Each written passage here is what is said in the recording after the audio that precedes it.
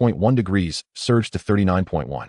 Zhang Chao took out a precious bottle of mineral water, which the other students were supposed to share, and soaked a towel to cool Su Xinghai down. But it was still ineffective. He was as anxious as an ant on a hot pan. What should we do, second brother? Should we continue giving him fever medicine? I think if we give him any more, it would be an overdose. At that moment, the lights from the school bus also turned on, and Yi Qijing and Chun Lan came over upon hearing the noise. Seeing the empty bottle Zhang Chao had set aside and the wet towel on Su Xinghai's forehead, Yi Qijing's pupils constricted. These three not only had guns, but also had supplies in such abundance. Their student council had organized their escape well, gathering many people. But they had always lacked resources. Just a moment ago, everyone had shared a single bottle of water among 7 or 8 people, and that was after saving some. But here, Wang Cheng and the others. Yi Qijing thought, no wonder they are unwilling to join us, compared to them. We are like the impoverished and the wealthy. Can the wealthy act together with the impoverished? Wang Cheng never expected that the student council vice president he once envied would now be enviously living a life of luxury without worrying about resources. Anxiously, he said, his fever has come back, and the medication doesn't seem to be working. Do you have any solutions? Chun Lan checked Su Xinghai's condition, furrowing her beautiful brows. This fever is unusual. The medication is ineffective. He needs to be put on in 4 drip.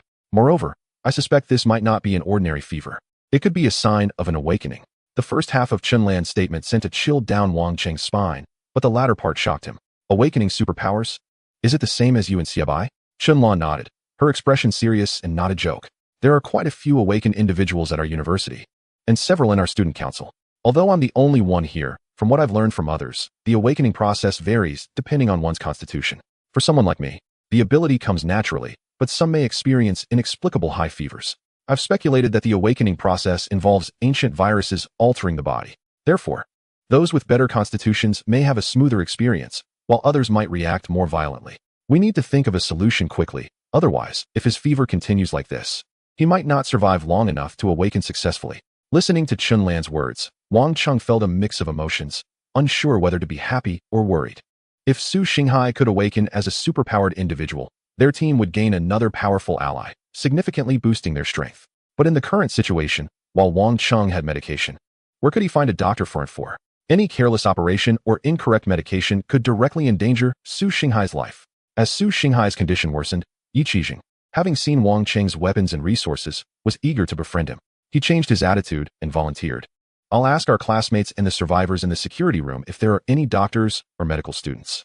Su Xinghai's state continued to deteriorate, his temperature rising. He had just been able to mumble a few incoherent words, but now he was almost completely unconscious. Unfortunately, Yi Qijing found no leads either. Haicheng University was a science and engineering school. While there were medical programs, they were very scarce, and there were even fewer medical students among the 20 or so survivors. Even if there were, they lacked syringes. After a brief moment, Wang Cheng calmed down. He spread out a detailed map he had bought before the apocalypse and pointed to a location less than a kilometer from their current position in Pingsong. If I remember correctly, there is a small gastroenterology hospital nearby. They must have syringes, and with a bit of luck, we might find a surviving doctor or nurse.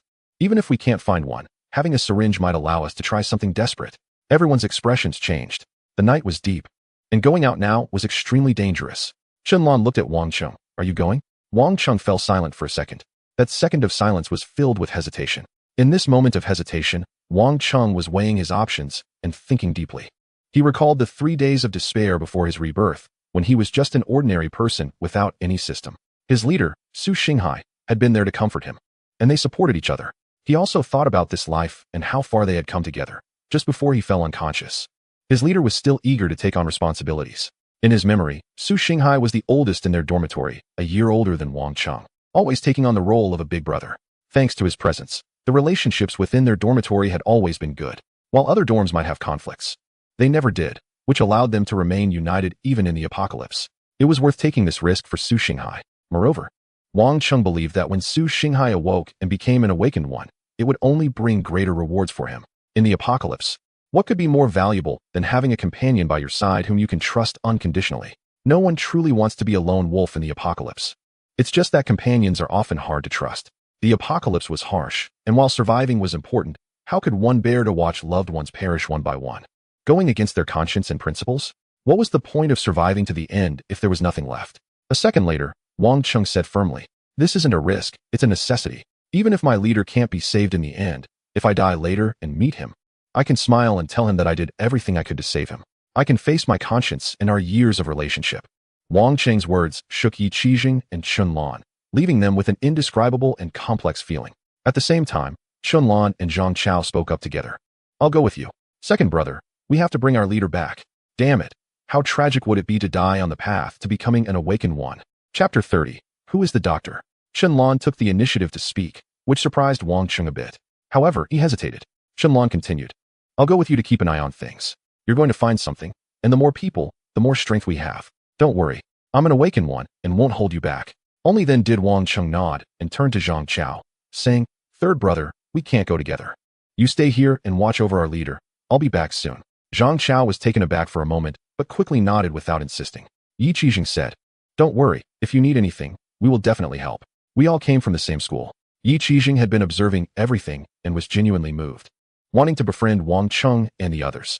At this moment, Wang Cheng didn't have time to think about anything else. Once he confirmed his departure, he immediately began checking his ammunition. He had a shotgun and a handgun. The shotgun had 7 rounds left, and the handgun had 18. Zhang Chao still had over 20 rounds for his handgun, but those had to be kept here just in case. Wang Cheng's ammunition was actually limited. Although he had purchased a large amount of military supplies from a toy store owner before the apocalypse, most of it consisted of high-fidelity toy bullets. The toy bullets can be directly upgraded to various calibers using energy points, compatible with various firearms, but the quantity is limited. There are only about 200 rounds in total. While a large box may seem full, it feels insufficient when in use. Recently, the energy points accumulated from hunting anomalies in the city were all obtained from firing these bullets. Not only did the city consume them, but Zhang Chao also used them. Although a single bullet may seem insignificant, the consumption adds up significantly. After counting, he realized that he only had a little over 50 toy bullets left for upgrades. One of the saddest things in life is having a gun, but no bullets. Wang Cheng felt a slight heaviness in his heart, realizing he needed to find a way to replenish his ammunition quickly. The resources on the warship could be converted using energy points, but the ammunition consumed for upgrading the pistol could not be converted this way. It could only be upgraded using real pistol rounds or toy bullets. After some thought, Wang Cheng decided to use the energy points he had just obtained to upgrade a batch of shotgun shells, leaving some water and food for Zhang Chao and Su Xinghai, before getting into his somewhat cramped Wuling warship with Chun Lan, preparing to set off. With the silent mode activated, Wang Cheng did not turn on the headlights. In the darkness, his vehicle moved like a ghost, hardly attracting the attention of any monsters unless they were face to face. As Wang Cheng and the awakened Chun Lan drove out, the others in the security room were baffled by the situation, thinking it was foolish to take risks at this time to help others find a doctor and syringes. The manager felt secretly annoyed, thinking, what makes these fools think they are special just because they are awakened and have guns? If the same abilities were in my hands, I would be much stronger. As he pondered this, a hint of malice flickered in his eyes as he glanced towards Zhang Chao and the others. They were down to just 2 now. Meanwhile, Wang Cheng was driving out of the underground garage. Although Chun Lan was a girl, she was quite tall, over 1.7 meters. In this small car, her long legs felt a bit cramped. She touched the car's body with curiosity and exploration. She had seen the Wuling Xingguang Mini before, but sitting here, she felt this car was obviously different. It was stable and surprisingly silent while driving. She was curious about where Wang Cheng got this vehicle, and what happened to the previous exaggerated shared electric bike. However, she knew her relationship with Wang Cheng was delicate, so she restrained her curiosity and didn't ask too many questions, instead focusing ahead and vigilantly watching the city under the night sky. Wang Cheng and his roommates had often visited the vicinity of this complex before. Although they hadn't paid attention to the gastrointestinal hospital, he had confirmed the general location on the map, so he felt confident driving through the darkness. However, in the dark, shadows loomed on the streets, with many monsters lurking around. In front of the complex is a large traffic hub, a crossroads that is usually bustling with vehicles and people. Even in this apocalyptic era, it seems unchanged, as if there had been a desperate mass escape here. Cars are jammed at the intersection, and a series of accidents have occurred. The streets are littered with abandoned vehicles, and amidst them, shadows linger in the darkness. In the gloom, one can faintly see their terrifying, inhuman outlines, heads split in half and bodies that twitch and convulse despite being broken. Most of them are mutated beings.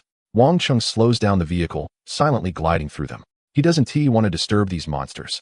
There's no telling how many similar creatures are lurking on the streets. If they were to be alarmed, it would set off a chain reaction. At that point, they might not only fail to bring back the medicine for their leader, but might also meet their end on the road. The shadows are eerie, like a parade of ghosts, and Chun Lan's face turns pale as she tightly grips her matchbox, revealing her anxiety. What surprises her is Wang Qing's excellent driving skills.